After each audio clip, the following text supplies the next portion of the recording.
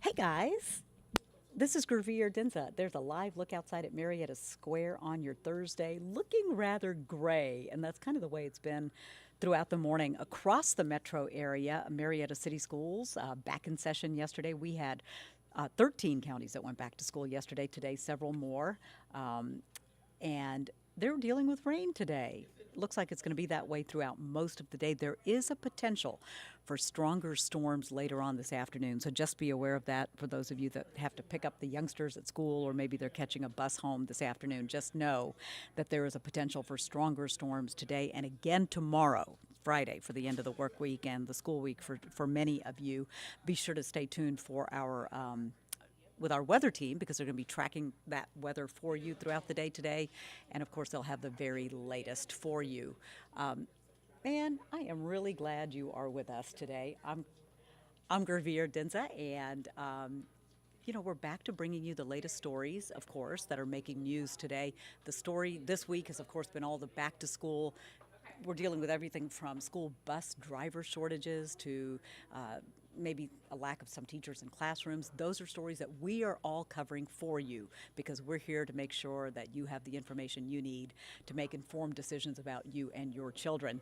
All right, so we're going to bring you up to date on some of the other news that's making headlines today. We are going to start with the story that we've been following for you for quite some time, and that is the situation over at the Fulton County Jail.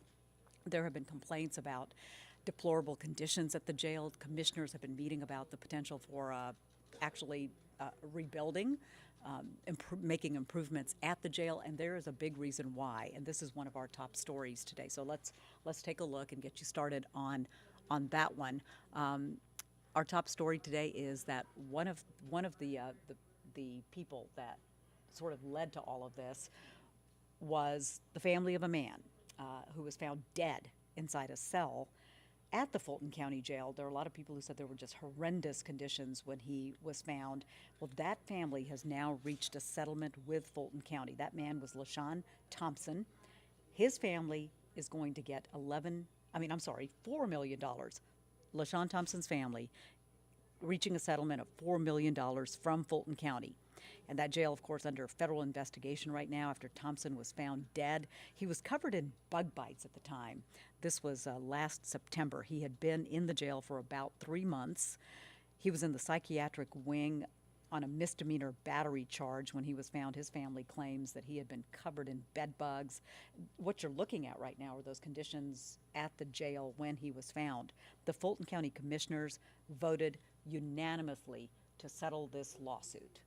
Mediated settlement. All parties came together, discussed, looked at the facts and life expectancy and things of that nature that go into such a decision. And in the final analysis, we agreed upon a $4 million settlement on behalf of Fulton County. Also approved a new jail to be built. That jail has a price tag of more than $1.5 billion. And while many people agree that something needs to be done at the jail, they're wondering how in the world Fulton County is going to pay for that new jail. That's up for debate right now. Commissioner said that there's a possibility that could be through a sales tax, or you might be paying a little bit more in property taxes for that to happen. So one of the other stories that we're watching, this affects so many of you. How many times have you made a trip to your local UPS store or ordered something that you're expecting from UPS to be brought to you? UPS workers were threatening a strike. They wanted a lot of different things to come to an agreement. And since so many of you rely on UPS, and we've been keeping you updated on the contract negotiations between those union workers and the Teamsters, right? The Teamsters Union and UPS. Well, today union members can start voting on whether they're going to approve an agreement that the two sides came to last week.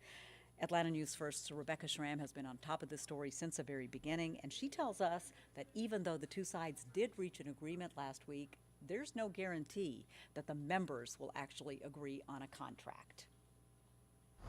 I'm at Smyrna Elementary School, and we've been watching this morning as students have arrived for the first day of class. They've got their backpacks and big smiles as they walk in the door.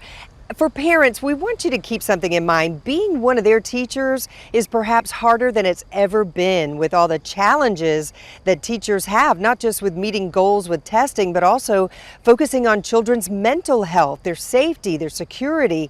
We spoke recently with an AP art teacher at Lassiter High School. She was just named Cobb County Teacher of the Year at the high school level. This is her 48th year of teaching, and she says when she first started, her biggest challenge was keeping kids from chewing gum in the classroom. So times have definitely changed, but she says each year is just as thrilling to her as the last. Your students are in good hands. When they come to my room, the creativity just explodes. Every day is a new beginning. It feels like I just started teaching because what the kids bring to me and what they show, I learn from them.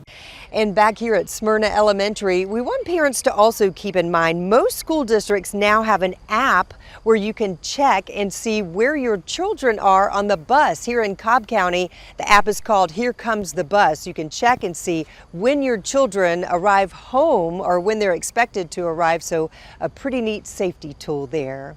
In Smyrna, Rebecca Schramm, Atlanta News First. Yeah, be sure to stay with us throughout the day. As Rebecca mentioned, we're going to be staying on top of this story for you because we know how important it is for you to know what happens here. Nationally and internationally, the world is going to be watching Washington, D.C. today because former President Donald Trump is expected to appear in court. All of this going back to the investigation into whether he was involved in trying to meddle in that 2020 presidential election. This all involves the special counsel who's taking a look at this. So let's bring you up to date on what's happening with that.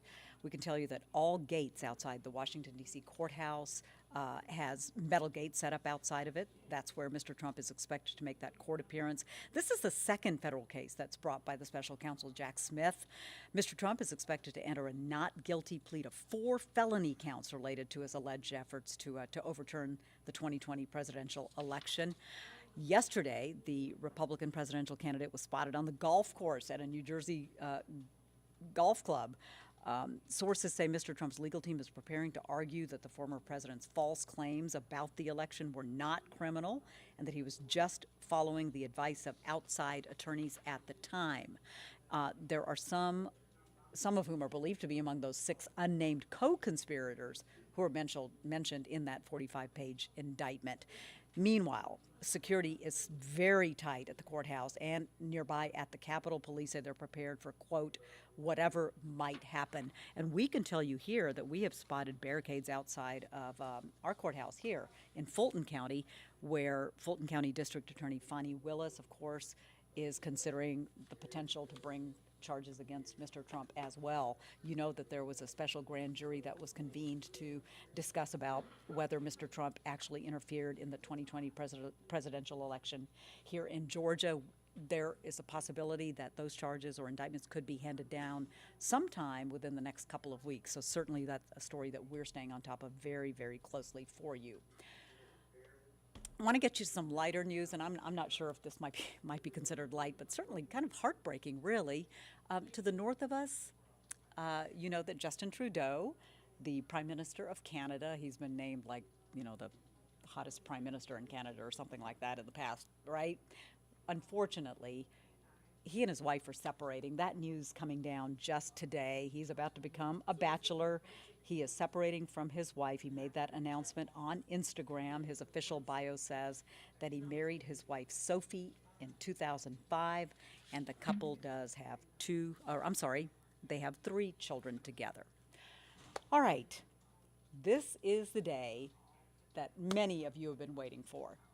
The St. Jude Dream Home giveaway is finally here tonight. We're going to find out who's going to get the keys to this brand new spectacular home. It's $650,000. It's in Beaufort, up in Gwinnett County. It's got 4 bedrooms, 3 bathrooms, fabulous appliances, custom cabinets. It's got a master suite with an oversized shower. That master suite, by the way, has its own coffee bar in it.